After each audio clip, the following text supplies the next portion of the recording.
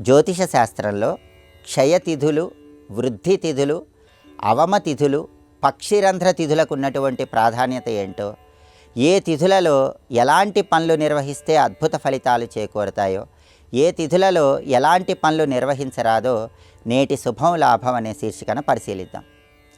జ్యోతిష శాస్త్రపరంగా పంచాంగ పరిశీలన చేసేటప్పుడు తిథులకు ప్రత్యేకమైన ప్రాధాన్యత చెప్పడం జరిగింది. తిథులలో క్షయతిథికి ప్రత్యేకమైన ప్రాధాన్యత ఉంది. క్షయతిథి అంటే అర్థం ఏంటంటే, ఏ రోజైనా సరే సూర్యోదయానికి ఆ తిథి లేకపోయినట్లయితే దాన్ని క్షయతిథి అనే పేరుతో పిలుస్తారు.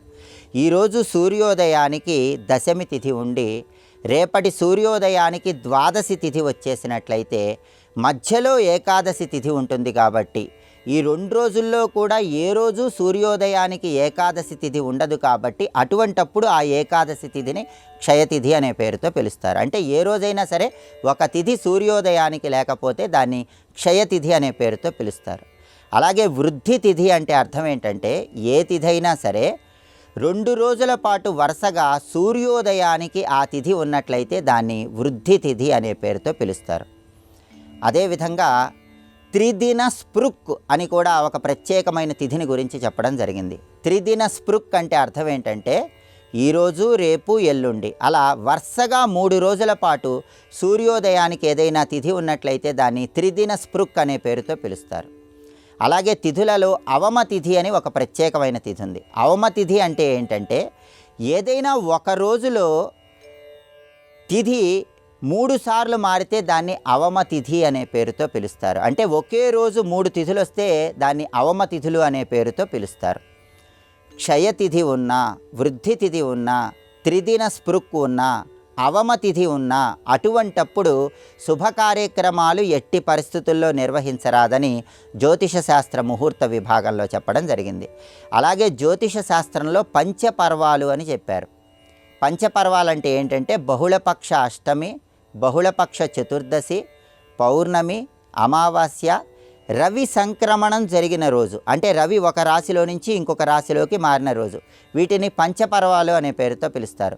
ఈ పంచపర్వాలు ఉన్న రోజుల్లో కూడా శుభ కార్యక్రమాలు నిర్వహించరాదు అని జ్యోతిష శాస్త్రంలో చెప్పారు. అలాగే జ్యోతిష శాస్త్రంలో పక్షిరంధ్ర తిథులు అనే పేరుతో ప్రతి తిథికి కూడా కొంత ప్రత్యేకమైన సమయాన్ని కేటాయించారు. ఆ సమయంలో మాత్రమే ఆ తిథిలో శుభ కార్యక్రమాలు చేయకూడదు. ఆ సమయంలో మాత్రమే ఆ తిథిలో ముఖ్యమైన పనులు చేయకూడదు. సహజంగా చవితి తిథి మంచిది కాదని మనం అనుకుంటాం. కానీ చవితి తిథిలో మొదటి 8 ఘడియలు మాత్రమే పక్షిరంధ్ర తిథి అంటారు. అది మాత్రమే ప్రయాణాలు చేయటానికి నిషిద్ధము. మొదటి 8 ఘడియలు దాటితే చవితి రోజు ప్రయాణాలు చేసుకోవచ్చు. ఘడియ అంటే 24 నిమిషాలు. 8 × 24 నిమిషాలు చవితి తిథి ప్రారంభమైన తర్వాత ప్రయాణాలకు పనికిరాదు. ఆ తర్వాత ప్రయాణాలు చేసుకోవచ్చు, ముఖ్యమైన పనులు చేసుకోవచ్చు, దోషమేం లేదు. ఆ తర్వాత షష్ఠి తిథికి మొదటి 9 ఘడియలు పక్షిరంధ్ర తిథి, అంటే 9 × 24 నిమిషాలు. ఆ మొదటి 9 ఘడియలు మాత్రమే షష్ఠి రోజు ముఖ్యమైన పనులు చేసుకోకూడదు, తర్వాత ఏ పనైనా చేసుకోవచ్చు.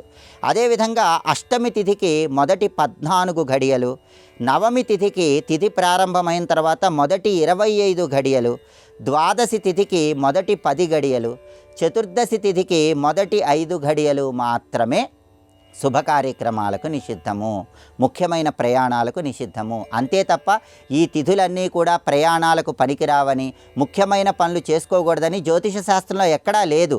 చవితి, షష్ఠి, అష్టమి, నవమి, ద్వాదశి, చతుర్దశి తిథులు ఉన్నప్పటికీ ఆ తిథుల్లో ఏ సమయం వరకు ముఖ్యమైన పనులు చేయకూడదన్న నిర్ణయాన్ని మనం తీసుకోవాలి. ఆ సమయాన్నే పక్షిరంధ్ర తిథి అనే పేరుతో పిలుస్తారు. అది ప్రత్యేకమైన ఘడియలుగా చెప్పడం జరిగింది. ఆ ఘడియలున్న సమయం వరకు ప్రయాణాలు చేయకూడదు, ముఖ్యమైన పనులు చేయకూడదు, శుభ కార్యక్రమాలు చేసుకోకూడదు. ఆ ఘడియలు దాటినట్లయితే చవితి, షష్ఠి, అష్టమి, నవమి, ద్వాదశి, చతుర్దశి తిథులు కూడా అనుకూలమైన తిథులుగా మారిపోతాయని, ఆ సమయం అనుకూల ఫలితాలను కలిగింపజేస్తుందని జ్యోతిష శాస్త్ర ప్రామాణిక గ్రంథాల్లో చెప్పారు. కాబట్టి తిథులను అనుసరించి శుభ కార్యక్రమాలు నిర్వహించుకోండి, సమస్త శుభ ఫలితాలను సిద్ధింపజేసుకోండి.